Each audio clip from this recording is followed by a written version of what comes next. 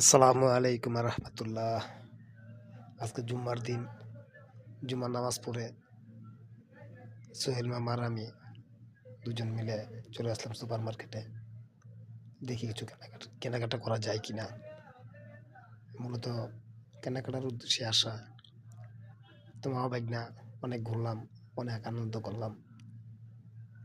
কেননা প্রবাসের মাটিতে জুম্মার দিনটা একটু ঘোরার জন্য, একটু নিজেরা রিল্যাক্স করার জন্য।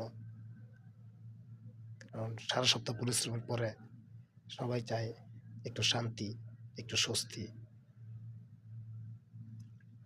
যাই হোক, কেনাকাটা করতেছি।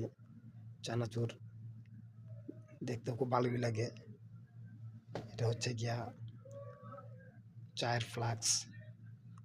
দেখলাম অনেক কিছু, দেখলাম ইচ্ছে করে অনেক কিছু কেনাকাটা করতে, কিন্তু করতে তো পারি না। কেননা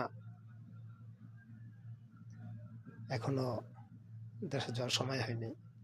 প্রবাসে আসা যায় নিজের ইচ্ছাতে, কিন্তু নিজের ইচ্ছাতে যাওয়া যায় না। আসাটা অনেক সহজ, কিন্তু দেশের মাটিতে ফিরে যাওয়াটা অনেক কঠিন। এত চেষ্টা করে তারপরও যাই করে যাওয়া হয় না। এটাই প্রবাসীর জীবন।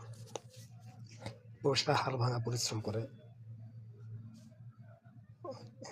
পরিশ্রমের পরও মনে করেন প্রবাসীরা কারো মন পায় না। কেননা সবার চাহিদা পূরণ করতে করতে এক সময় নিজের কথাটাই ভুলে যায়, বুঝছেন? এটাই হলো আমরা প্রবাসী। এখন বিল দিতে যেতেছি, বেশি কিছু কেনাকাটা করি নাই। মালটা, আপেল, কমলা, আম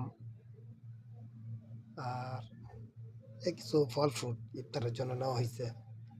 তা ভিডিওটা ভালো লাগলে ভাই সাবস্ক্রাইব করবেন, লাইক করবেন, কমেন্ট করবেন। ভালো থাকবেন সবাই।